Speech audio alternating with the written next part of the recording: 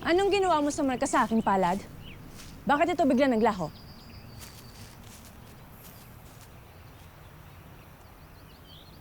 Hindi ba't iyon naman ang gusto mo, Diwata at Hatoro? Lalo't kinasusuklaman mo naman yung dinadala mo.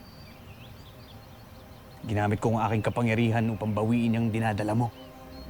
Para maging masaya ka na. Buti alam mo yan, no? Alam mo, dyan sa ugali mong yan, di ka talaga magkakaanak. At hindi magbubuang ang kalapastanganan mo.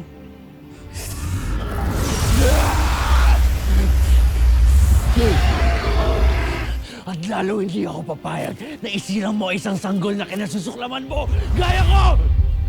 Kaya umalis na kayo bago ko pa kayo masaktan! Kira, tayo na.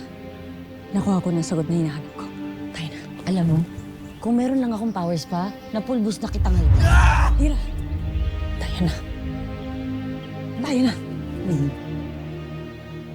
At lagi niyong tatandaan na habang buhay na kayo nakatali sa akin at kahit kailan ay hindi niyo ako matatakasan.